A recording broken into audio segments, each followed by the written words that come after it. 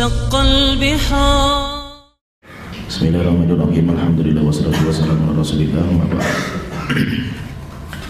Sampai 3 robek.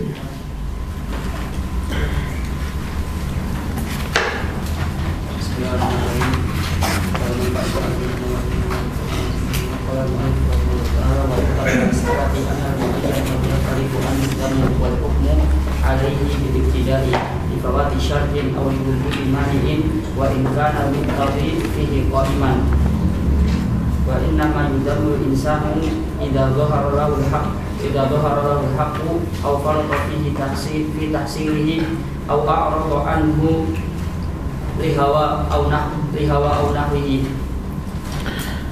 Qala mu'allif rahimahullah ta'ala wa naktatul mas'alati. Itu sebuah faidah di dalam masalah ini.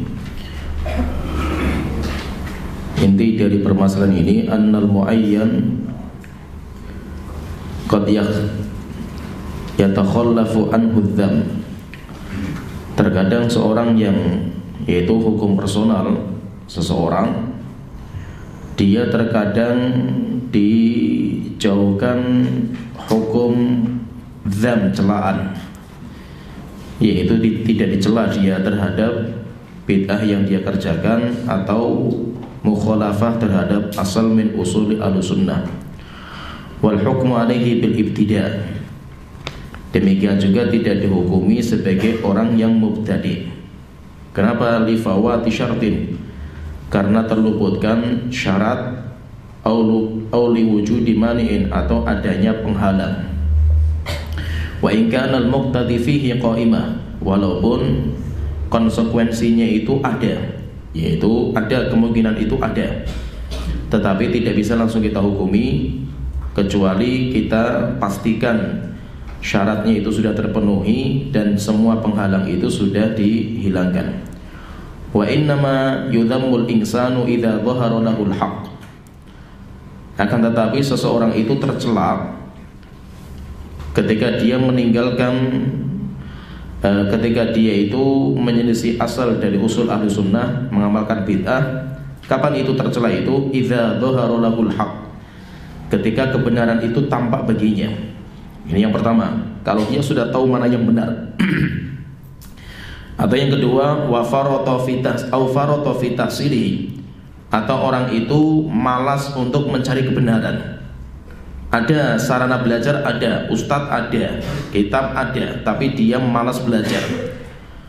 Au a'rada anhu lihawa, atau dia itu memang berpaling dari kebenaran karena hawa nafsu, jabatan, harta. Au nahwahu, atau yang lainnya. Orang seperti ini baru dicela. Dicela orang seperti kenapa? Karena dia sudah tegak ilmunya. Tetapi yang kita maksudkan di sini itu kalau ilmu itu belum tegak baginya, maka tidak boleh orang itu dihukumi sebagai ahlul bidah sampai iqamatul hujjah. Ba'dahu. Iqra.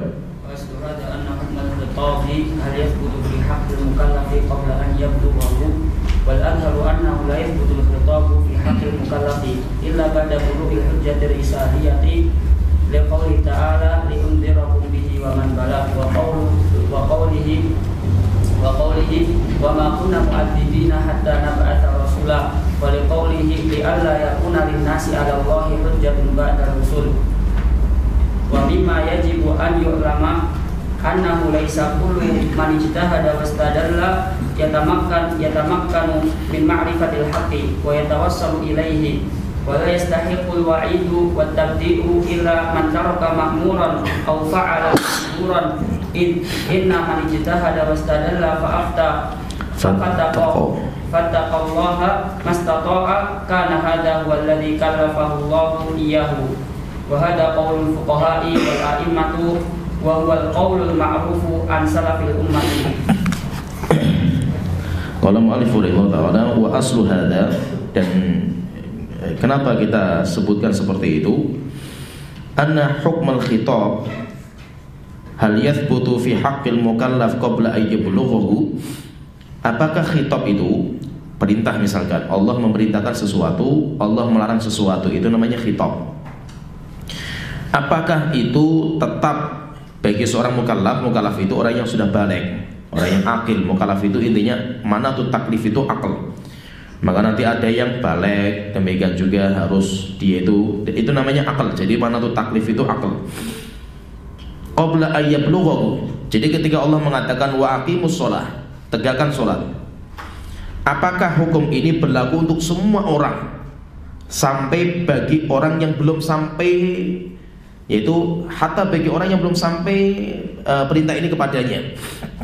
Ketika Allah mengatakan wa aqimus shalah, wajib salat bagi orang yang sudah balik.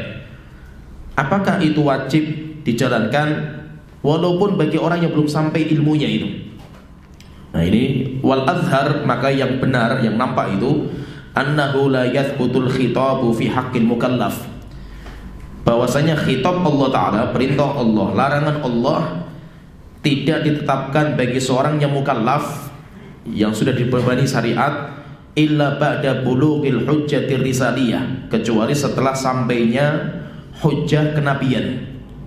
Risalah itu sampai itu, yaitu sampai apa? Sampai dia itu tahu oh itu diwajibkan, oh itu diharamkan. Maka ketika misalkan khamr sudah diharamkan, suatu ketika ada orang muslim tinggal di pedalaman, dia minum khamr, kemudian ditangkap. Kenapa kamu minum khamr itu? Lah, kenapa saya nggak boleh itu? Lah kamu belum tahu kalau Allah sudah mengatakan innamal khamru wal maisiru, itu kan haram gitu. Lah belum sampai itu ayat kepada saya itu. Nah pertanyaan, orang ini tetap dihukum atau tidak itu? Orang ini dihukum atau tidak itu? Maka yang azhar itu tidak bisa kita hukumi orang itu. Kenapa? Karena ilmu belum sampai kepadanya itu. Kenapa? Karena Allah telah berfirman li'ungdirakum bihi wa man balagh, supaya aku memberikan peringatan dengan mereka itu, dengan perantara engkau Muhammad, wa man balagh, dan yang bisa dicakupi, semua yang sampai itu. Wa qali ta'ala, Allah telah berfirman wa ma kunna mu'adzibina hatta nab'atsa rasula, kami tidak mungkin mengazab sampai kami utus seorang rasul. Untuk apa? Untuk menyampaikan perintah dan larangan itu. Ketika sudah sampai perintah dan larangan, orang itu enggak menjalankan perintah atau melanggar larangan, berarti orang itu berhak untuk diazab. Waliqaulihi, demikian juga firman Allah Ta'ala li'alla yakuna linnasi 'alallahi hujjatun ba'da rasul, supaya manusia itu tidak memiliki hujjah di hadapan Allah Ta'ala setelah diutusnya rasul. Jangan sampai nanti ada orang yang diazab di neraka jahanam kemudian mengatakan kepada Allah, wahai Tuhanku, kan saya belum diajari gitu, saya belum tahu kan gitu. Maka Allah Ta'ala mengatakan sudah diutus Nabi dan Rasul mengajarkan kan itu. Maka apa, tidak ada alasan lagi itu.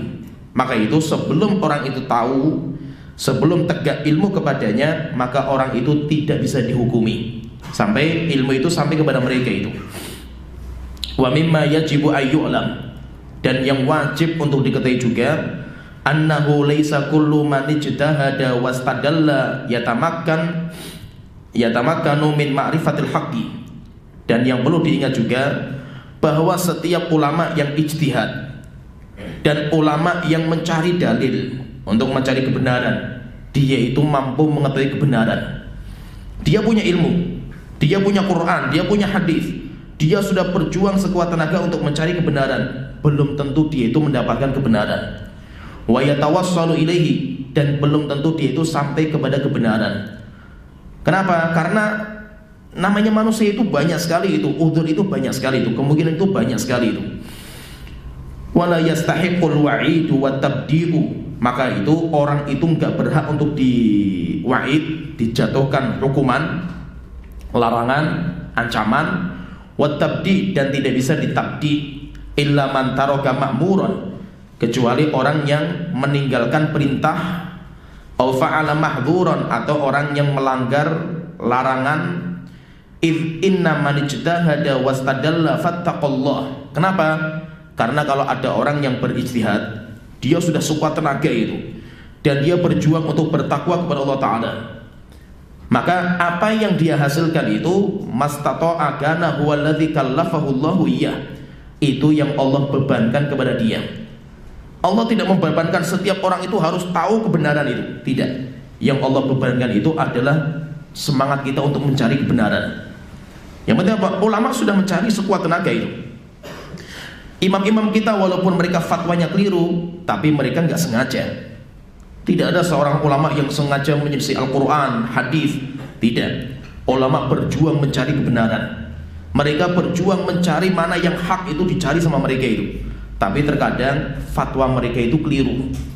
Ketika mereka keliru, maka tidak bisa kita hukumi mereka itu ahlul bidah dan mereka itu menyimpang. Kenapa? Karena mereka sudah, itu yang Allah wajibkan bagi mereka itu. Ilmunya sampai ke sana ilmu itu. Wa hadza qaulul fuqaha'i wal a'immati, dan itu pendapatnya para fuqaha dan para imam. Wa huwal qaulul ma'rufu an salafil ummah, dan itu pendapat yang ma'ruf di kalangan salaf kita, salaf ulama kita menguasai. Wa mimma yasiru mas'alat al-wuduhan wa yu'aqqiduha salihu ba'dil ulama'i ma'a ba'di ahli sunnati alladhina waqa'at minhum mukhalafatun li ba'dil usuli wa min dhalika ma waqa'a li Ibnu Khuzaimah fi mas'alati surati allati qala fiha al-Imam Ahmad man qala inna Allaha khalaqa Adama ala surati Adamin fahuwa ala surati Adam fahuwa Jahmiyun.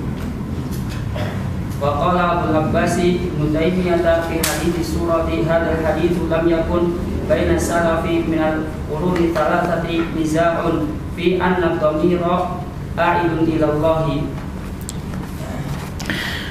Qala mu'allif rahimahullah ta'ala, wa mimma yazidul mas'alatu wuduhan wa yu'akkiduha, dan yang menambah masalah ini menjadi jelas adalah kejadian nyata di mana ada ulama ahlu sunnah yang keliru. Jadi yang kita bahas ini adalah seorang ulama ahlu sunnah yang dia itu memang masdarut talaqinya sama, dan dia juga cinta sama kebenaran, cuma fatwanya keliru. Bagaimana sikap kita? Maka sikap kita itu tidak boleh langsung menghukumi sebagai ahlul bidah, atau menyesatkan dia, atau menghukumi dia dengan hukum yang sama dengan ahlul bidah yang lainnya. Beda. Sani'u ba'dil ulama'i ma'a ba'di ahli sunnati. Bagaimana praktiknya para ulama ketika melihat ulama-ulama ahli sunnah itu alladzina waqa'at minhum mukhalafatun li ba'dil usul. Sebagian ulama-ulama ahli sunnah menyelisih usul ahli sunnah. Sebagian ulama ahli sunnah itu menyelisih usul ahli sunnah. Bagaimana sikap para ulama yang lainnya itu? Wa min dzalika, di antaranya itu ma waqa'a Ibnu Khuzaimah. Ibnu Khuzaimah, imam besar, Imam Ibnu Khuzaimah fi mas'alati surah, ketika beliau itu membicarakan tentang hadis surah. Innallaha khalaqa Adam ala suratihi. Hadisnya seperti itu. Allah menciptakan Nabi Adam sesuai dengan gambarannya. Gambaran siapa ini?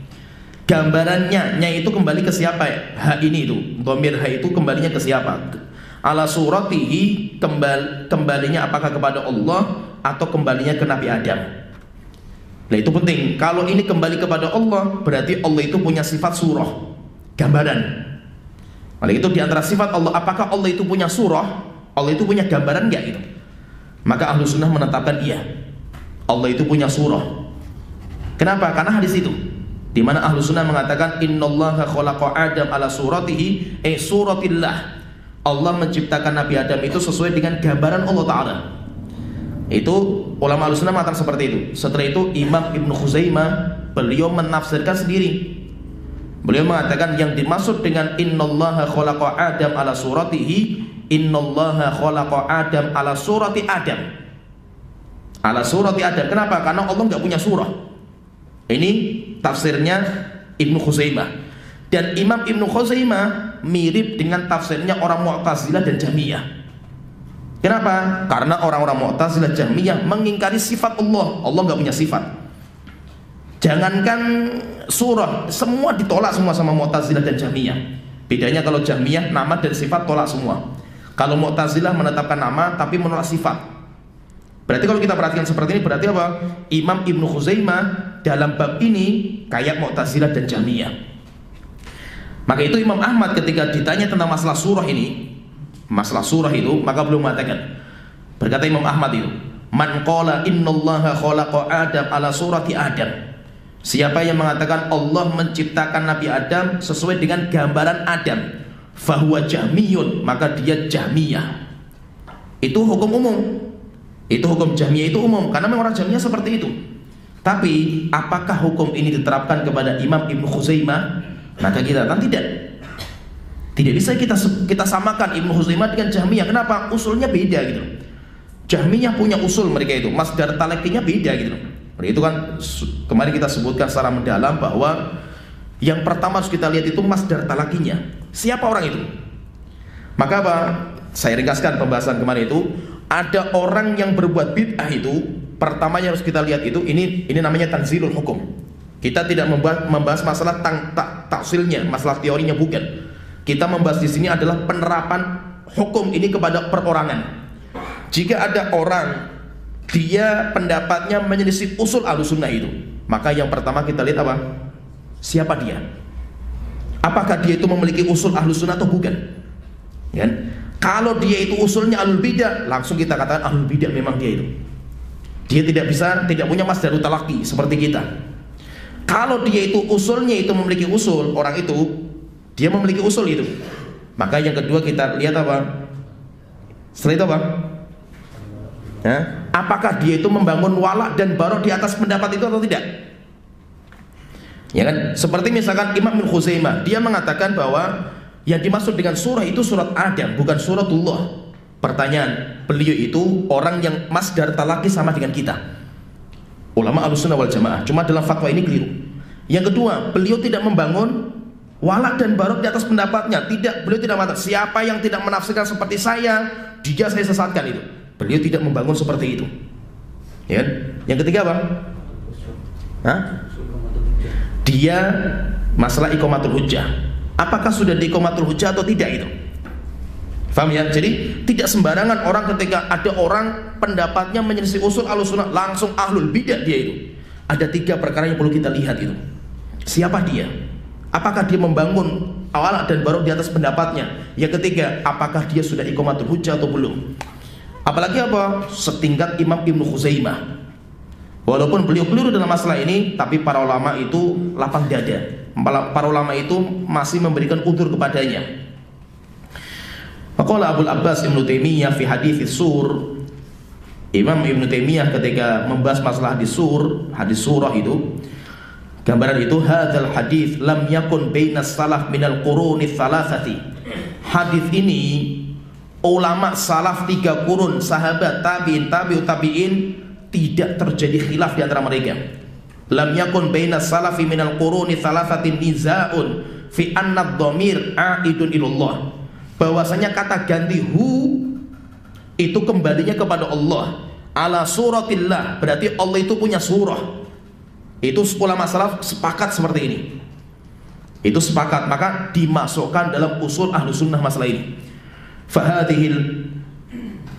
Fahadhil mas'alatu wa hiya suratu qad waqa 'alaiha ijma'us salaf. Maka itu apa? Masalah surah itu, suratullah, ulama salaf telah sepakat. Washtaharat muwafaqatuha lil kitabi wa sunnah, dan itu sepakat dengan Al-Quran dan sunnah. Fahiya aslun min usuli ahli sunnati wal jamaah, maka itu menjadi usul ahli sunnah wal jamaah.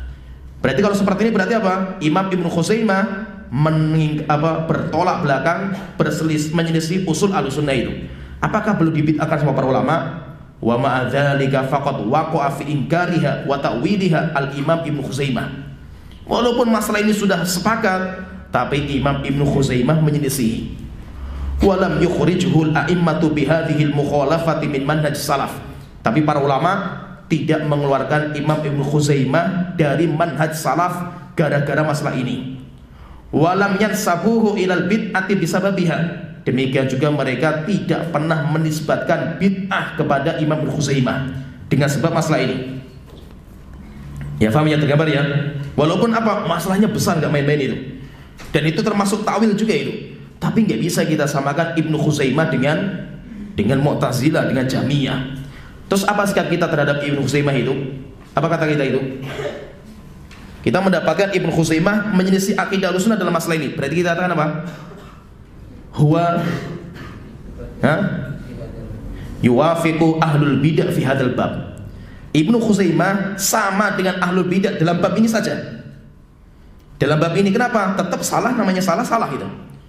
Ya, dalam masalah ini fatwa beliau keliru, sehingga dalam masalah ini beliau sama dengan ahlul bidah, tapi beliau bukan ahlul bidah. Ya, paham ya, tergambar ya.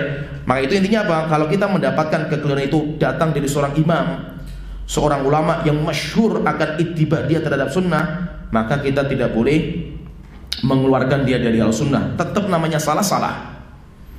Sehingga kalau kita tanya misalkan, berarti boleh nggak kita mengingkari pendapatnya Ibnu Khuzaimah? Boleh nggak? Wajib kita ingkari. Kenapa? Karena bid'ah gitu. Tetapi apa yang kita bicarakan itu orangnya. Pendapatnya bid'ah, orang yang punya pendapat belum tentu kita bid'ahkan. Amalannya bid'ah, orang yang beramal belum tentu kita bid'ahkan. Kenapa? Karena berkaitan dengan person itu ada persyaratannya. Langsung baca saja. Faqad qala adz-Dzahabi difa'an an Ibnu Khuzaimah. Al-Imam adz-Dzahabi rahimahullah taala telah membela Imam Ibnu Khuzaimah dalam masalah ini, walaupun banyak ulama yang mencela Ibnu Khuzaimah, tapi dibela sama para ulama. Maka Imam Dzahabi membela mati-matian Imam Ibnu Khuzaimah. Beliau mengatakan wali Ibnu Khuzaimah azamatun fin nufus wa jalalatun fil qulub. Imam Ibnu Khuzaimah itu memiliki kehormatan dalam hati kita itu. Yaitu beliau orang besar, ulama besar, beliau enggak main-main itu. Sehingga apa? Jiwa kita itu menghormati. Demikian juga hati kita itu memuliakan dia itu. Li ilmihi wa dinihi, karena agamanya dan ilmunya. Wa tibaihi di sunnah, demikian juga karena beliau mengikuti sunnah. Wa kitabuhu fit tauhid mujalladun kabir. Kitab beliau di dalam masalah tauhid, kitab tauhid Imam Ibnu Khuzaimah itu mujallad yang besar itu, satu jilid besar. Wa qad ta'awwala fi dzalika hadits surah dalam kitab itu memang beliau keliru dalam menafsirkan hadis surah. Fal yu'dzar man ta'awwala ba'dus sifat, maka hendaknya diberikan udzur bagi orang-orang yang mentakwilkan beberapa sifat. Kenapa? Karena sekelas beliau. Wa amma salafu, sedangkan ulama salaf, fama khadu fit ta'wil, tidak ada di antara mereka yang membicarakan takwil.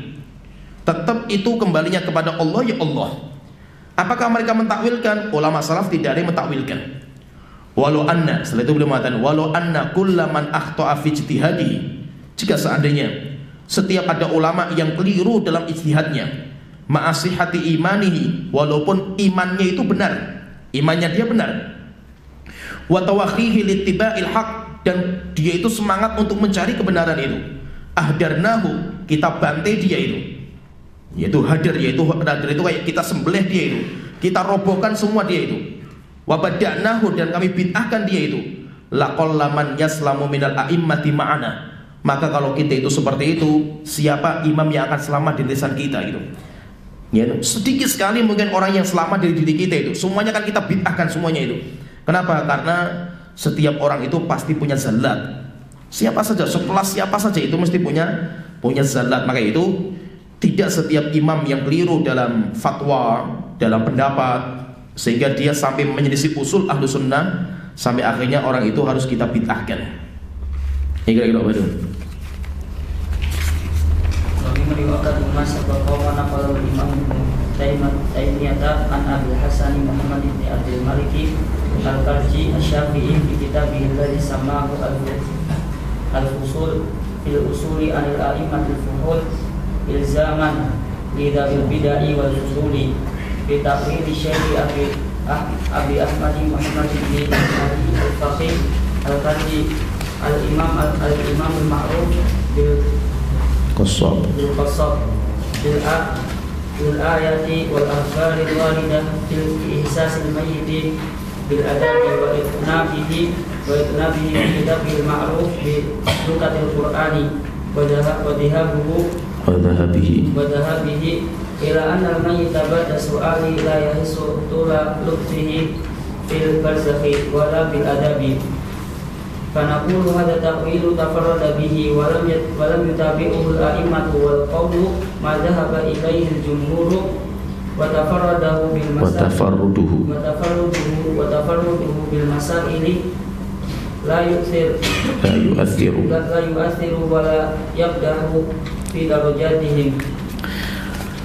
Qala mu'allif rahimahullah ta'ala wa mimma yu'akkidu mimma sabaqa, dan yang menguatkan apa yang kita sebutkan sebelumnya, mana qalahu Imam Ibnu Taimiyah, apa yang disebutkan sama Imam Ibnu Taimiyah an Abil Hasan Muhammad bin Abdul Malik Al-Qarji Asy-Syafi'i, dari Imam Abil Hasan Muhammad bin Abdul Malik Al-Qarji Asy-Syafi'i fi kitabihil ladzi sammahu, dalam kitab yang beliau namakan Al-Fusul fil Usul an a'immatil fuhul ilzaman lidzawil bid'ah wal fudul.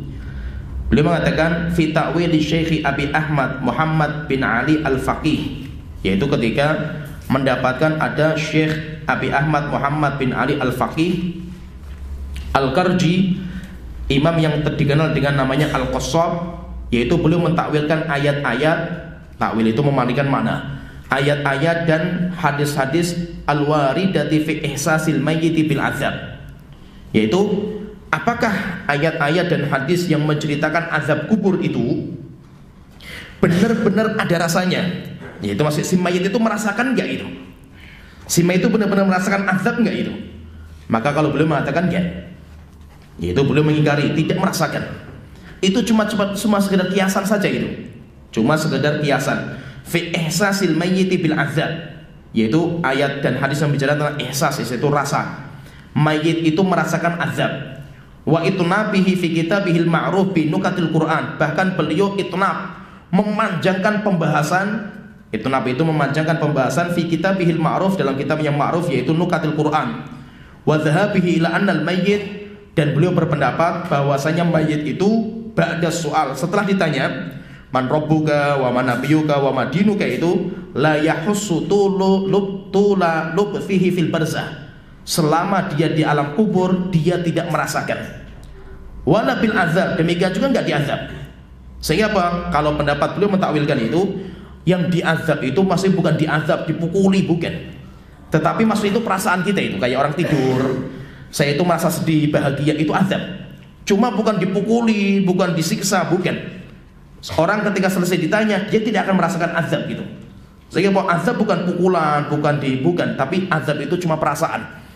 Ini kata beliau itu, fanaqulu, maka beliau mengatakan, itu setelah menyebutkan tafsir takwilnya Syekh Abi Ahmad Muhammad bin Ali Al-Faqih, maka setelah itu Abil Hasan Muhammad bin Abdul Malik beliau mengatakan, fanaqulu hadza ta'wilun tafarrada bihi. Ini takwil yang beliau sendiri menafsirkan itu. Enggak ada seorang pun yang menafsirkan seperti itu. Dia sendiri itu berdiri sendiri menafsirkan seperti itu. Walam yutabi'ul a'immatu. Tidak ada seorang imam yang mengikuti dia itu. Wal qawlu ma dhahaba ilaihil jumhur. Sedangkan pendapat yang benar ya pendapat mayoritas itu. Mayoritas yaitu apa? Memang azab itu nyata, terasakan di kulit mereka itu. Wa tafarruduhu, dan ketersendirian dia bil masail, dalam masalah-masalah ini, la yu'athir wa la yakdahu fi darajatihim, tidak mempengaruhi dan tidak merusak kedudukan dia. Walaupun beliau dalam masalah ini itu menyimpang itu, menyelisihi, bahkan punya pendapat sendiri itu, tapi itu tidak merusak wibawa dia. Tetap beliau adalah seorang ulama. Muasil. بنقل عن الإمام ابن تيمية حيث قال من خالف الكتاب المستبين والسنة المستقرة أو ما أجمع عليه سلف الأمة خلافا لا يقدر فيه فهذا يؤمر بمن يؤمر به أهل البدع. Qala mu'allif rahimahullah ta'ala wa akhtimu binaqlin 'anil Imam Ibn Taimiyah, dan saya tutup pembahasan ini dengan penukilan dari Syekhul Islam Ibn Taimiyah haitsu qala, di mana beliau mengatakan man khalafal kitabal mustabin, siapa yang menyelisihi Al-Quran yang sudah jelas tafsirnya, tidak ada penafsiran kecuali itu, wa sunnatal mustafidah, dan hadis yang sudah banyak periwayatannya, au ma ajma alaihi salaful ummah, atau menyelisihi ijma'nya salaf ummah, khilafan la yu'daru fihi, sebuah khilaf yang tidak diberikan udzur, kecuali kalau dia punya udzur, tidak diberikan udzur baginya itu, fahadza yu'amalu bima yu'amalu bihi ahlul bidah, maka kita muamalah dengannya sebagaimana kita bermuamalah sama ahlul bidah, yaitu apa? Dia masuk ke deretan ahlul bidah. Itu sudah kita bahas panjang lebar. Nuasil. Kami hadal mabhati atanbihu ala amrin wa huwa annahu qad warada an baqi a'immati salafi itlaqu tabdi'i ala baqi man khalafa min ghairi nadarin fi halihi wa hal balaghathu al-hujjatu aw la, wa hadhihi al-mawaqifu min baqi a'immati salafi tu'adda min qadayil a'yani allati la yu'khad minha hukmun amun lil qaidatil masyhura idza sabatat qaidatun amatun fala tu'athir fiha mu'aradatu qadaya al-a'yani wala hikayatul ahwali wa dzalika anna qadaya al-a'yani muhtamilatun wa ala hadha fayuhmal kalamu a'immati salafi ala annahu kharaja khitaban li muayyanin ya'lamuna halahu wa annahu qad balaghathu hujjatu. Qala Abu Abbas Ibnu Taimiyah fi siyaqi kalamihi an uqubatil mubtadi'i wa katsirun min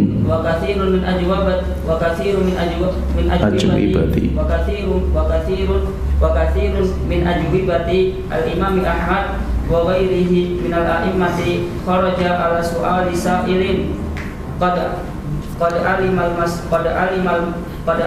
mas'ulu halahu aw kharaja khitaban li muayyanin qad alima halahu fa yakunu bimanzilati qadaya al-a'yani as-sadirati an rasuli innama yathbutu hukmuha fi nadhiriha. Qala al-mu'allif rahimahullah ta'ala wa misku khitami hadzal bahts, dan faedah paling penting, yaitu paling penting di akhir pembahasan kitab ini, at-tanbih ala amrin, saya peringatkan kepada sebuah pembahasan penting, yaitu kaidah kita sebelumnya tadi kita sebutkan, tidak boleh kita itu menghukumi perorangan kecuali setelah iqamatul hujjah. Ini kaidah umum. Maka beliau mengingatkan di sini di akhir pembahasan, annahu qad warada an ba'di a'immatis salaf. Terkadang kita mendapatkan nukilan sebagian ulama salaf itlaqut tabdi ala ba'di man khalafa, bahwasanya mereka mengitlaqkan, mengumumkan tabdi, menghukumi sebagai ahlul bidah kepada orang-orang yang menyelisih manhaj as-salaf min ghairi nadhrin fi halihi, tanpa mereka itu melihat siapa dia. Yaitu terkadang kalau ditanya, "Wahai Syekh, bagaimana si fulan ahlul bidah?" Kenapa kok enggak di iqamatul hujjah? Kenapa kok enggak ditanya? Kenapa kok enggak di ini? Pertanyaan di sini berarti apakah imam itu membid'ahkan seseorang tanpa iqamatul hujjah? Ya, paham enggak terkait masalahnya itu?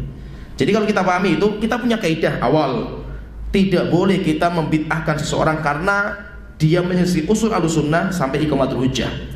Tapi pertanyaan, kenapa kita dapatkan jawaban para ulama-ulama kita itu ditanya si fulan bagaimana ahlul bidah, si fulan bagaimana ahlul bidah, kok enggak tanya dulu, enggak iqamatul hujjah dulu, enggak diskusi dulu itu?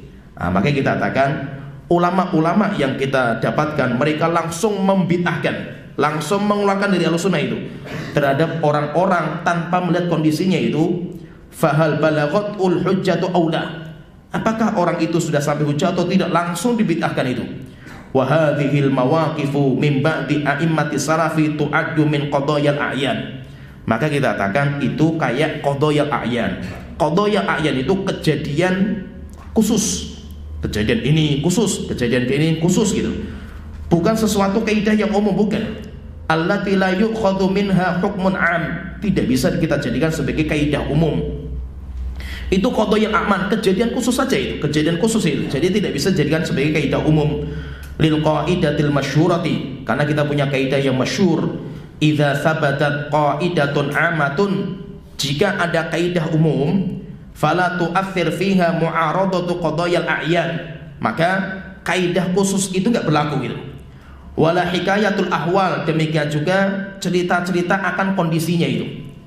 Wa dzalika anna qadayal a'yan muhtamilah, kenapa? Kondisi khusus itu masih banyak kemungkinan. Wa ala hadza fayuhmalu kalamu a'immatis salafi ala annahu kharaja khitaban li muayyanin ya'lamuna halahu. Maka kita katakan kemungkinan besar imam-imam kita kalau menghukumi si fulan ahlul bidah, si fulan ahlul bidah, padahal kita enggak tahu kalau dia itu sudah iqamatul hujjah itu. Maka kita katakan bahwa ulama itu membid'ahkan si A dan si B, ulama itu sudah tahu kondisinya. Walaupun apa? Kitanya nggak tahu itu. Kitanya nggak tahu kalau Imam Ahmad itu sudah iqamatul hujjah, imam ini sudah iqamatul hujjah, tapi mereka sudah tahu kondisinya itu. Kitanya nggak tahu gitu. Maksud itu ketidaktahuan kita akan imam kita yang iqamatul hujjah atau tidak mempengaruhi kaidah umum kita. Kaidahnya apa? Jangan membid'ahkan orang sampai iqamatul hujjah. Ya, paham ya? Jadi kaidah ini jangan dibatalkan gara-gara apa? Ada beberapa imam-imam kita yang langsung membid'ahkan gitu. Padahal kita nggak tahu dia sudah iqamatul hujjah atau tidak itu. Wa annahu qad balaghatul hujjatu. Qala Abul Abbas Ibnu Taimiyah fi siyaqi kalamihi an uqubatil mubtadi'. Syekhul Islam ketika membahas tentang hukuman bagi orang ahlul bidah, maka beliau mengatakan wa katsirun min ajwibatil imami Ahmad. Kebanyakan jawaban Imam Ahmad yang berkaitan dengan per individu, si fulan itu. Wa ghairihi minal a'immah, demikian juga imam-imam Ahlus Sunnah selain Imam Ahmad itu. Kharaja ala su'ali sa'ilin. Yang mana jawaban beliau itu karena ada pertanyaan orang itu. Ada orang tanya, "Wahai Imam Ahmad, bagaimana si fulan? Dia Ahlus Sunnah atau bukan?" Ahlul bidah dia itu. Nah, terus kalau si fulan bagaimana dia? Ahlul bidah itu. Yaitu terkadang Imam Ahmad itu menjawab mutlak ahlul bidah disebabkan karena pertanyaan orang yang bertanya. Kenapa? Qad alimal mas'ulu halahu. Karena yang ditanya itu Imam Ahmad itu misalkan dia sudah tahu siapa yang ditanyakan itu. Saya tahu sekali siapa dia itu. Walaupun apa? Orang yang bertanya itu nggak tahu juga Imam Ahmad sudah iqamatul hujjah atau belum itu. Ya kan? Ketidaktahuan orang yang bertanya itu nggak mempengaruhi itu. Au kharaja khitaban bi muayyanin qad alima halahu. Atau itu ditujukan kepada orang-orang yang Imam Ahmad itu sudah tahu kondisinya itu. Fayakunu bimangzilati qadayal a'yan, maka itu kayak kasus personal. Itu kayak kejadian khusus. As-sadirati 'anir Rasul, sebagaimana itu terjadi juga zaman Rasulullah. Innama yathbutu hukmuha fi nadhiriha. Tapi kejadian seperti ini tidak bisa kita pukul rata. Nah, itu maksudnya itu terkadang seorang ulama itu memberikan hukum kepada kejadian khusus dengan hukum A. Tidak boleh hukum A itu dipakai untuk kejadian yang lain. Paham ya? Kenapa? Karena saya ditanyakan masalah ini, ya saya jawab seperti itu. Tapi apakah bisa diterapkan kepada masalah yang lain? Nggak bisa. Contohnya misalkan gini, kalau ada orang tanya misalkan, "Syekh, di Indonesia itu kondisinya gini. Boleh nggak kita nyoblos waktu pemilu?" Boleh. Jangan langsung kita, "Oh, berarti ulama ini membolehkan pemilu." Nggak bisa. Akhirnya terapkan ke negara ini, nggak bisa. Karena apa? Itu jawaban khusus, di mana berlaku hanya untuk ini saja itu. Kejadian ini di tempat ini nggak bisa kita pukul rata. Kita punya kaidah. Kaidah kita nggak bisa dibatalkan dengan kejadian khusus. Ya, paham ya maksudnya? Kaidah itu, kaidahnya apa? Orang yang mengamalkan bid'ah atau menyelisih usul ahlu sunnah tidak bisa langsung kita bid'ahkan sebelum iqamatul hujjah. Itu kaidah umum. Sedangkan imam-imam yang membid'ahkan langsung, ini ditanya langsung bid'ahkan, ini tanya langsung bid'ahkan, ini jangan membatalkan kaidah kita. Terus jawaban kita apa? Kita katakan imam itu ketika membid'ahkan si A karena ditanya oleh seseorang, dia itu imam kita itu sudah tahu siapa yang ditanya itu. Walaupun apa? Langsung tak itu, "Syekh, bagaimana hukum fulan?" Ahlul bidah dia itu. "Syekh, bagaimana orangnya dia pendapatnya kayak ahlul bidah dia itu." Loh, kok langsung bid'ah seperti ini tuh? Berarti boleh langsung kita bid'ahkan kan itu. Saya kan ngikuti Imam Ahmad gitu loh. Berarti si fulan gimana? Ahlul bidah si fulan ahlul bidah kayak gitu. Nah kan saya ngikuti Imam Ahmad itu. Kita kan nggak bisa. Kenapa? Karena Imam Ahmad itu qadaya a'yan, khusus. Di mana apa? Beliau tahu siapa yang ditanyakan itu siapa gitu. Si fulan itu dia sudah tahu Imam Ahmad itu. Walaupun apa? Terkadang jawabannya itu langsung gitu.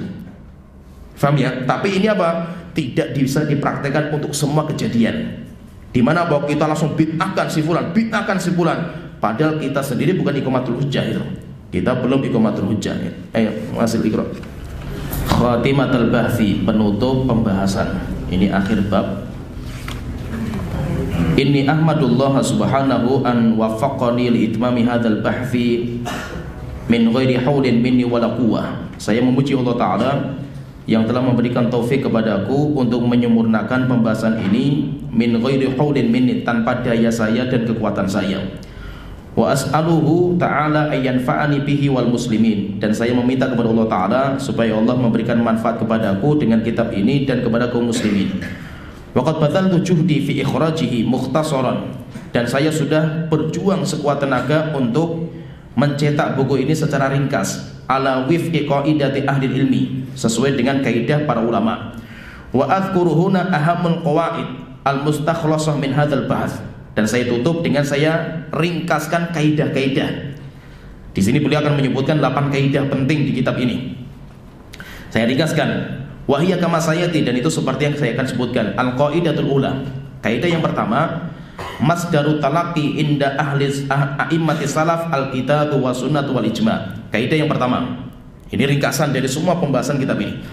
Yang pertama, bahwa masdaru talaqi, sumber rujukan ulama salaf itu ada 3: Al-Quran, sunnah, ijma'. Al-qaidatu tsaniyatu, kaidah yang kedua, kullu mukhalifin lis-salafi fi masdari talaqi fahuwa min ahlil ahwa'i wal bidah. Siapa saja yang menyelisihi usul ahlu sunnah dalam masdar talaqi, Al-Quran, sunnah dan ijma', fahuwa min ahlil ahwa'i wal bidah, maka dia termasuk ahlul ahwa' wal bidah. Orang itu perlu diqamatul hujjah enggak orang itu? Hah? Perlu diqamatul hujjah enggak? Tidak. Kenapa? Iqamatul hujjah bagi apa itu? Wong dia enggak percaya Al-Quran dan sunnah itu. Sehingga apa? Kita bingung juga mau iqamatul hujjah bagi apa itu. Maka siapa yang menyelisih masalah masdar talaqi, maka tidak diiqamatul hujjah, langsung boleh dikeluarkan dari al-sunnah. Tapi kalau dia itu menyelisih bukan masdar talaqi, masdar talaqi sama, tapi dia menyelisih dalam usulnya itu, selain itu maka harus iqamatul hujjah. Kenapa? Karena Al-Quran masih dipakai, dia masih percaya Al-Quran, dia masih percaya hadis ini, kita dudukkan masalahnya itu. Al-qaidatu tsalitsatu, kaidah yang ketiga, la ijma'a mundhabitun illa ma kana alaihi al-qurunu thalathatul mufaddalatu. Tidak ada ijma' yang dianggap kecuali ijma'nya ulama pada 3 generasi, sahabat, tabi'in, dan tabi'ut tabi'in. Selain itu tidak bisa dipastikan. Kenapa? Karena khilafnya panjang setelah itu. Al-qaidatu rabi'atu, kaidah yang keempat, al-aslul ladzi tubna alaihi al-jama'atu huwa tamassuk bima kana alaihi sahabatu. Pondasi yang dibangun ahlu sunnah wal jamaah itu, pondasi yang dengan itu ahlu sunnah wal jamaah itu dibangun. Apa pondasinya itu? At-tamassuk bima kana alaihi sahabah, memegang teguh dengan pemahaman para sahabat. Dan itu nanti membedakan antara ahlu sunnah dan ahlul bidah. Banyak ahlul bidah mereka rujukannya Al-Quran dan sunnah, tapi yang membedakan itu pemahaman sahabat. Al-qaidatul khamisatu, kaidah yang kelima, kullu mas'alatin ushtuhirat muwafaqatuha lil kitabi wa sunnati wal ijma' tu'addu aslan min usuli ahli sunnati wal jamaah.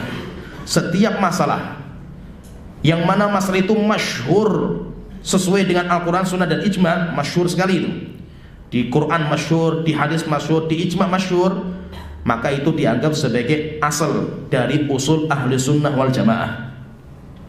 Jadi usul ahli sunnah itu apa? Sesuatu yang masyhur dalam Al-Quran, hadis, ijma'. Al-qaidatu sadisatu, kaidah yang ke-6, mukhalafatu aslin min usuli ahli sunnati wal jamaah bid'atun. Menyelisihi salah satu usul dari usul al-sunnah, maka itu bid'ah. Baik ucapan yang menyelisih atau perbuatan yang menyelisih, maka itu bid'ah. Ucapan, perbuatan, keyakinan, setiap yang menyelisih usul dari usul al-sunnah, maka dia bid'ah. Tapi orang itu dibid'ahkan kan enggak? Belum tentu. Tapi kalau kita katakan ini keyakinan bid'ah, ini amalan bid'ah, ini ucapan bid'ah, maka itu bid'ah. Dan bid'ah itu mungkar. Al-qaidatu sabi'atu, kaidah yang ke-7, al-akhdhu bimashtuhirat mukhalafatuha lil kitabi wa sunnati wal ijma' bid'atun. Mengambil sesuatu yang jelas menyelisih Al-Quran, sunnah dan ijma', bid'ah juga. Menyelisihi sesuatu yang sudah jelas di Al-Quran, sunnah, ijma', bid'ah. Mengambil sesuatu yang sudah jelas menyelisih Al-Quran dan sunnah, ijma', bid'ah juga. Al-qaidatu tsaminatu, kaidah yang ke-8, al-muayyan qad yatakhallaful hukmu alaihi bil ibtida'. Personal, hukum personal itu terkadang tidak bisa dijatuhi dengan hukum sebagai ahlul bidah. Kenapa nggak bisa dijatuhi? Li fawati syartin, karena hilangnya salah satu syaratnya. Auli wujudi manian, atau ada penghalangnya. Wa in kana al-muqtadha fihi qaiman, walaupun muqtadhanya itu, konsekuensinya itu ada gitu. Yaitu maksudnya itu kemungkinannya itu ada gitu. Tetapi orang itu terkadang nggak bisa dijadikan sebagai ahlul bidah. Kita selesai alhamdulillah kitab ini. Biasanya kalau selesai kitab itu walimahan kita ini. Ulama-ulama salaf kayak gitu. Kalau selesai membahas kitab mereka walimah itu. Ya nanti kita walimahnya di dapur kan, makan kan. Sebelum kita akhiri, saya akan bacakan kitab bagus. Ini tambahan dari tadi. Saya ambil dari kitab Tasnifun Nas Bainadh Dhonni wal Yaqin, ditulis sama Syekh Bakar Abu Zaid. Dan Masya Allah, ini tulisan Syekh Bakar Abu Zaid itu tulisan bagus-bagus beliau itu. Marjanya beliau luar biasa. Kenapa? Karena beliau termasuk ulama yang sangat kuat tajridul kutub. Tajridul kutubnya paling kuat beliau itu. Maka itu Masya Allah, faidah-faidah dari kitab beliau itu bagus-bagus. Nah, ini ada kitab, ini sebenarnya kitab ini kayak bantahan kepada seorang ulama di zaman itu juga, zamannya beliau. Dan ulama itu membid'ahkan Syekh Bakar Abu Zaid. Cuma gak usah saya sebutkan namanya itu. Masyhur lah kalau orang faham. Kalau baca kitab-kitabnya Syekh Bakar Abu Zaid, faham lah siapa yang diinginkan itu. Jadi ada seorang ulama di Saudi juga itu yang sukanya membid'ahkan. Sehingga siapa saja dibid'ahkan sama dia, enggak setuju sama dia, bid'ah itu. Dan yang sudah dibantai sama beliau banyak sekali itu. Nah, termasuk siapa? Syekh Bakar Abu Zaid. Syekh Bakar Abu Zaid ini. Maka beliau nulis banyak tulisan untuk mendudukkan kaidah bagaimana sih kita itu menyikapi kesalahan orang, kalaupun itu salah gitu. Apalagi bahwa kesalahan itu cuma banyaknya kabar burung itu. Ada murid yang ngabarkan, Syekh, si fulan kayak gini. Oh, dia ahlul bidah itu. Belum tentu juga dia itu yang ngabarkan muridnya itu benar ngomongnya kan itu. Akhirnya apa? Fitnahnya ini sampai ke Yaman. Termasuk apa? Guru kita pun ditahdzir tuh, Syekh Abdul Hasan ditahdzir. Setelah itu ramai juga sama-sama Syekh Ali Hasan. Demikian juga sebelumnya itu, Masya Allah, ngeri. Kemudian apa? Sampai ke Indonesia juga itu. Akhirnya apa? Salafin pecah juga di Indonesia gara-gara kerasnya beliau itu. Beliau Masya Allah kebaikannya banyak, tetapi dalam masalah ini bahaya. Sampai Syekh Khudir terakhir itu ketika mendapatkan mereka keras sekali, kelompoknya mereka itu keras sekali sama Syekh Bakar Abu Zaid. Sampai nanti ya ngerilah itu. Qutbiyun sampai dijuluki Syekh Bakar Abu Zaid itu dengan kelompok namanya Qutbiyun sama mereka itu, yaitu penggemar Said Qutb. Akhirnya beliau mengatakan, kata Syekh Khudir mengatakan, antum qutta'ut thariq fil ilmi itu. Kalian siapa itu? Kalian itu begal-begal dalam masalah ilmu itu, kalian itu. Nggak pernah tahu kita antum belajarnya sampai di mana, ilmu antum berapa, tiba-tiba mentahdzir ulama besar gitu. Apalagi Syekh Bakar Abu Zaid termasuk ulama besar, nggak main-main itu. Tiba-tiba antum bid'ahkan, antum tahdzir dan yang lainnya itu. Gara-gara apa? Syekh Bakar Abu Zaid itu mendudukan masalah Said Qutb waktu itu. Ketika ditahdzir habis-habisan Said Qutb, akhirnya apa? Beliau dudukan Said Qutb walaupun bagaimanapun kesalahan beliau orang muslim gitu. Sehingga apa? Kita nggak layak juga itu menjuluki dengan julukan-julukan yang jorok dan yang lainnya. Tetap dia seorang muslim itu. Sehingga apa? Kita memang harus barok kepada kesalahan beliau, tapi kita wala terhadap kebaikan beliau itu. Sebagaimana kaidah yang sudah kita sebutkan kan itu. Akhirnya apa? Beliau Syekh Bakar Abu Zaid dihabisi sama mereka itu. Sampai dijuluki golongan mereka itu Qutbiyun dan yang lainnya itu. Maka di sini saya sebutkan ucapan beliau bagus sekali di kitab ini, namanya Tasnifun Nas Bainadh Dhonni wal Yaqin. Saya karena berkaitan dengan tema yang kita bahas ini. Di halaman 81. Di halaman 81 beliau menyebutkan banyak masalah, tapi intinya masalah bagaimana kita menyikapi seorang ulama besar Ahlussunnah yang dia itu keliru. Dia keliru, terus bagaimana kita menyikapi? Beliau mengatakan qala al-Imam Sun'ani. Al-Imam Sun'ani beliau mengatakan walaisa ahadun min afradil ulama. Tidak ada satupun dari ulama illa walahu nadiratun, kecuali pasti dia itu punya pendapat yang aneh dia itu. Yang bagi antuh umar fi janbil fadlihi. Tapi satu masalah yang aneh itu hendaknya tertutupi dengan ratusan kebaikan, samudra kebaikan dia itu. Wa tujtanab, tetapi juga kesalahan itu harus ditinggalkan. Setelah itu beliau mengatakan, saya bacakan ucapan beliau, kata Syekh Bakar Abu Zaid, wa qad tataba'tu kalimatal ulama fil i'tizar. Saya sudah tajridul kutub. Beliau mengatakan, saya sudah membaca kitab-kitab salaf itu. Saya kumpulkan bagaimana ucapan ulama-ulama salaf ketika melihat ada ulama yang keliru dan ulama-ulama salaf itu memberikan udzur. Wa anna ma yabdu minal alim min hinatin la takunu mani'atan lil istifadati min ilmihi wa fadlihi. Dan kesalahan yang ada pada satu ulama, ada satu ulama salah, satu masalah, dua masalah salah itu, maka itu jangan menghalangi kita untuk mengambil faidah dari ilmu dan keutamaannya. Setelah itu beliau menyebutkan bahwa kalamnya Imam Dhahabi banyak sekali itu. Saya sebutkan beberapa masalah saja itu. Fahadzal hafidz Dhahabi Coba kita lihat sekarang Imam Zahabi dalam banyak, kan beliau punya kitab namanya Syiar A'lamun Nubala. Syiar A'lamun Nubala dibaca sama beliau Syekh Bakar Abu Zaid, dicari bagaimana sikap Imam Zahabi terhadap seorang ulama yang keliru. Jadi akwalnya Imam Zahabi itu kayak apa itu.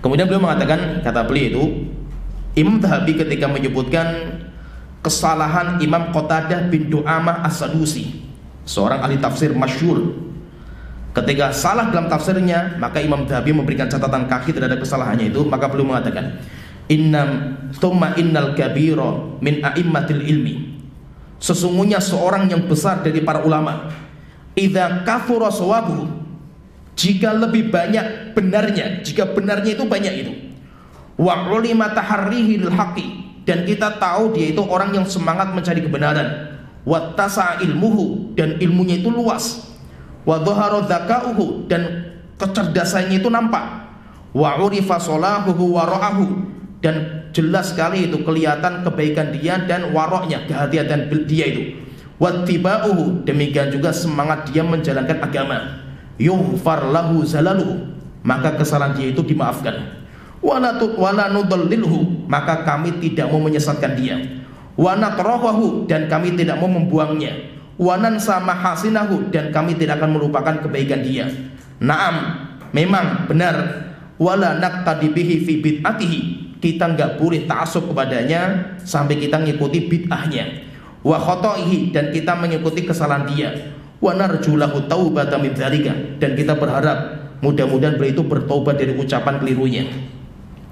Setelah itu beliau kata Imam Zahabi ketika menyebutkan Imam Muhammad bin Nasr Al-Marwazi, ulama besar juga ini, ketika beliau keliru juga dalam masalah ini, maka Imam Zahabi memberikan catatan kaki. Beliau mengatakan, walau anna kullama akhta imamun fi ijtihadihi, jika seandainya setiap imam yang keliru dalam ijtihad, fi ahadil masail, dalam satu masalah, dua masalah itu, khata'an maghfuran lahu, sebuah kesalahan yang dimaafkan, qumna alaihi, kita bantai orang itu, wa bada'nahu, kami bid'ahkan orang itu, wa hajarnahu, kami buang semua kebaikannya itu, kami tahdzir dia, kami hajar dia itu, lama salima ma'ana, tidak ada seorang pun ulama yang selamat di lisan kita itu. Labnun Nasr, bukan Ibnu Nasr, enggak selamat juga dari kita, Ibnu Nasr Al-Marwazi ini, wala Ibnu Mandah, demikian juga Imam Ibnu Mandah pun enggak selamat itu, wala man huwa akbaru minhuma, demikian juga imam-imam yang lebih besar daripada itu. Wallahu wahadil khalqi il haq, Allah lah zat yang menunjukkan kebenaran kepada manusia, wa huwa arhamur rahimin, dan Allah itu zat yang maha rahmat. Fa na'udzubillahi minal hawa wal fadhadah, maka kita berlindung kepada Allah Ta'ala dari hawa nafsu dan kecongkakan, yaitu kekasaran dalam bersikap. Ketika menyebutkan Ibnu Khuzaimah, tadi sudah disebutkan sebenarnya di kitab, tapi saya lanjutkan karena bagus, ucapan Zahabi yang lebih lengkap itu bagus.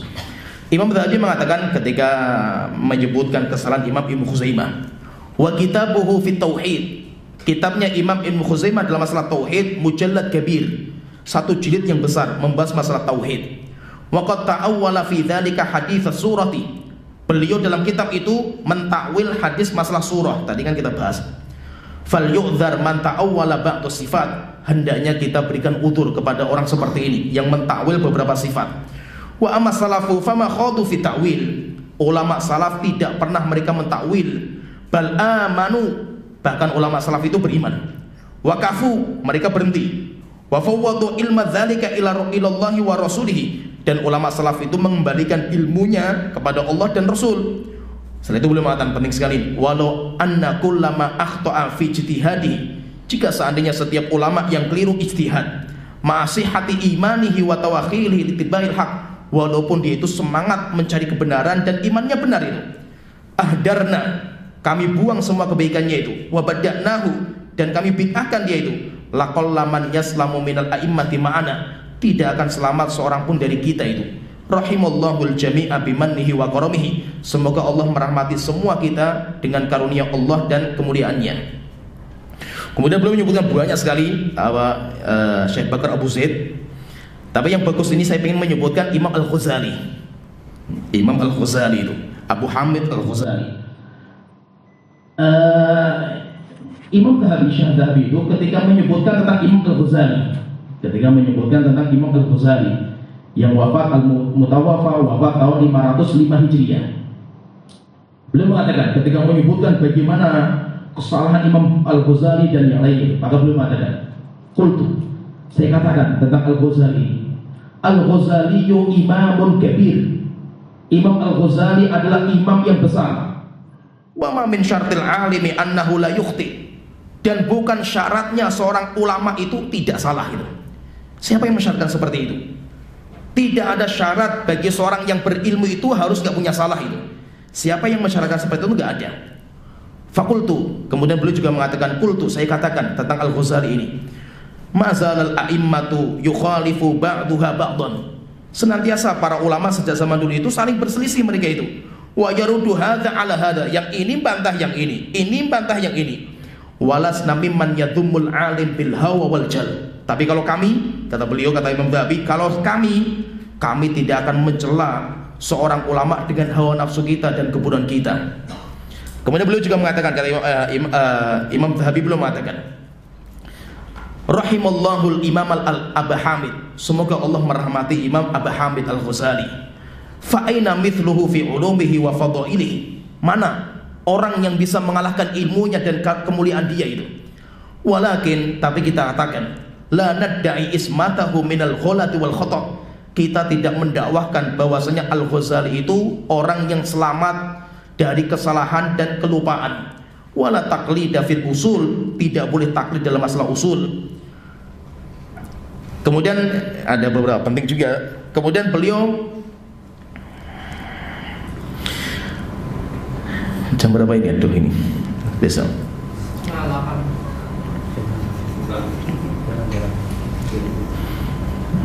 Lanjut Pak, masih banyak tapi ini.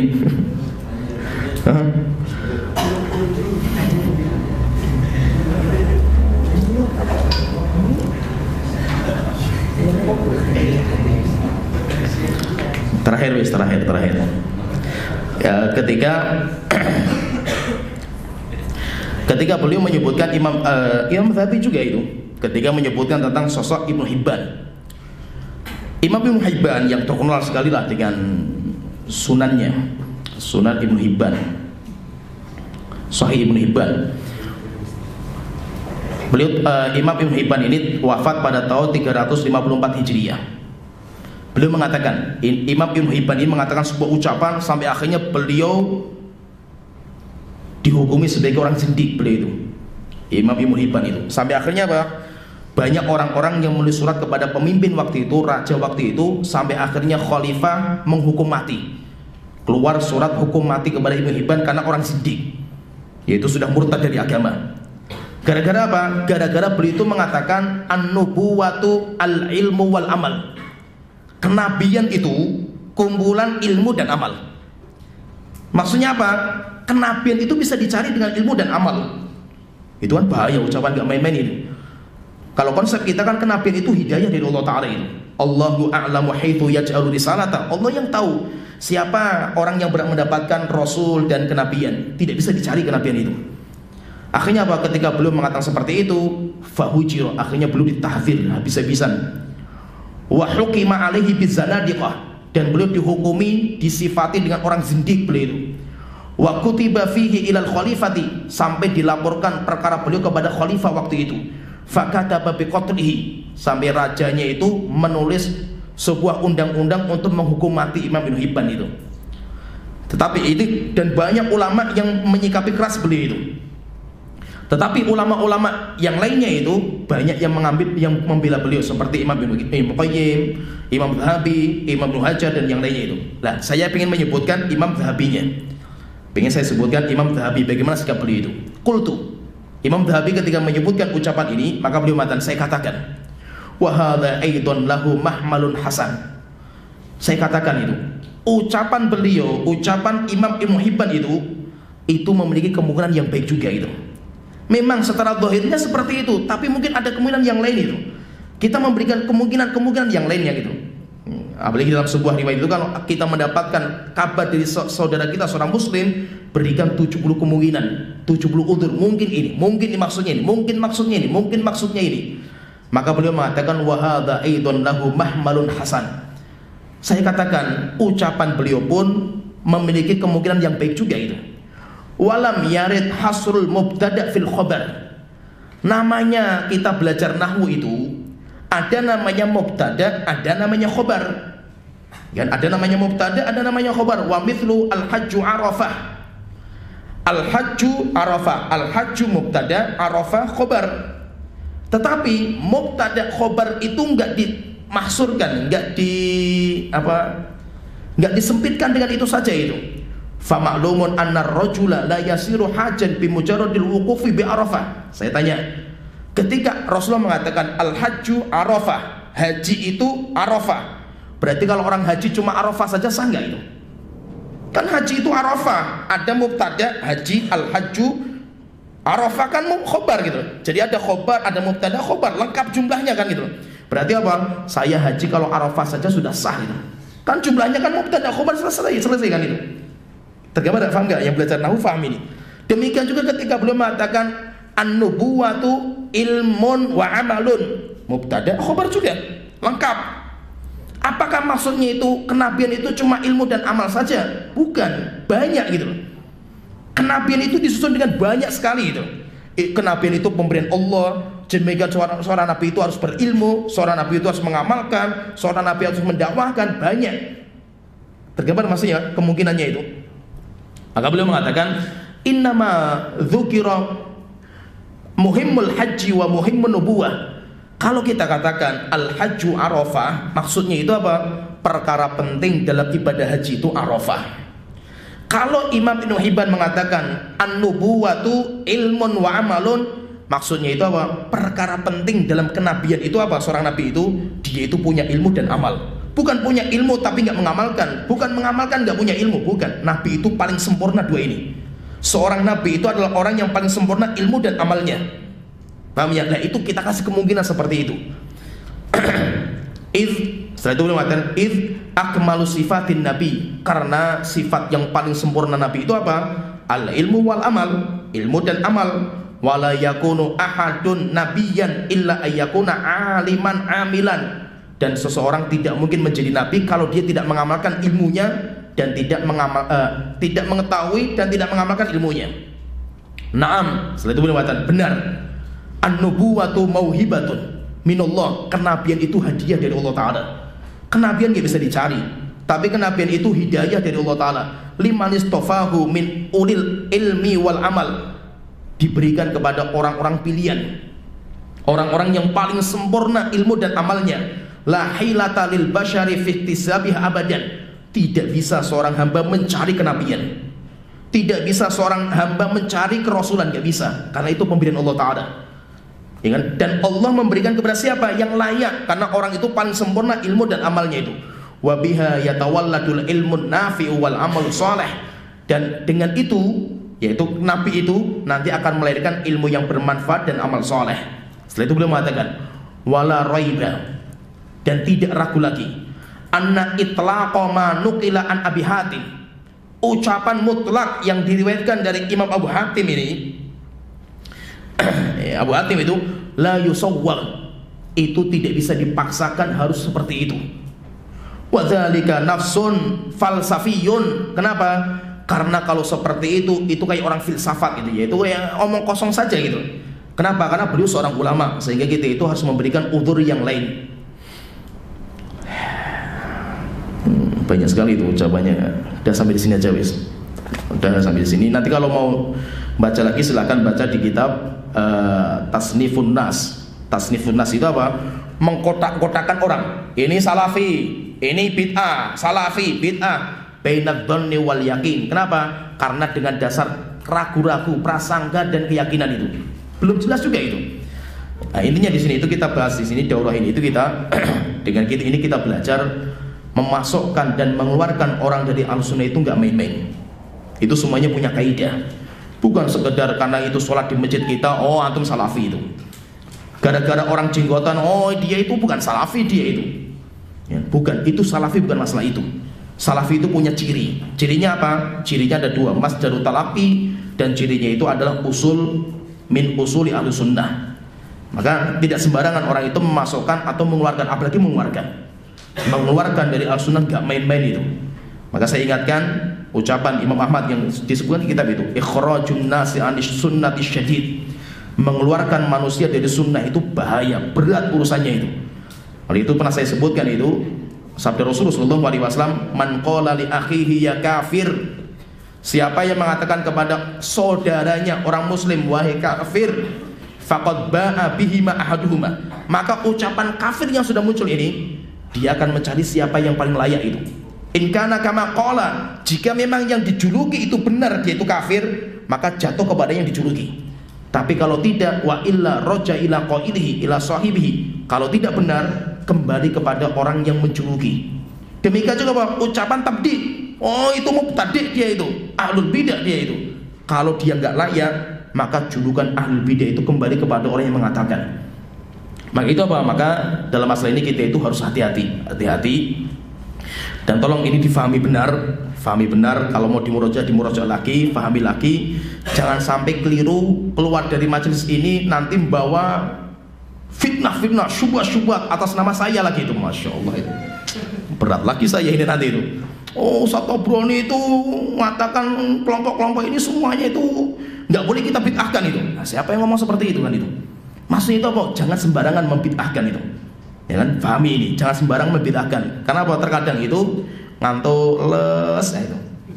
Dengernya itu, ucapannya itu pas saya ngomong, itu yang difahami itu. Ceramah selama 4 hari, ya itu 4 hari ya. 4 hari full seperti ini, cuma pas les, itu yang difahami cuma itu tok itu. Itu yang dibawa keluar itu, akhirnya apa? Fitnah nanti di masyarakat gitu. Makanya hati-hati, mari belajar lagi karena ini masalah penting. Ini masalah penting, gak main-main itu. Jika memang kita itu nggak tahu kaidah ini, mending kita diam. Ya, dia lebih selamat daripada kita nggak tahu tapi kita ikut komentar fulan salafi dan bukan salafi itu bahaya. Ya, sampai sini pembahasan kita, mudah-mudahan bisa bermanfaat. Alhamdulillah atas karunia Allah Ta'ala kita bisa menyelesaikan kitab ini, Tafsirul Khalaf Bidabitil Usul allati man khalafaha kharaja an manhaj salaf, dan itu karunia Allah Ta'ala. Dan alhamdulillah kita bersyukur Allah memudahkan kita untuk menyelesaikan kitab ini. Ya, sampai di sini waktu dawana, alhamdulillah bil alamin, sallallahu alaihi Muhammad wa ala alihi wa sahbihi ajmain.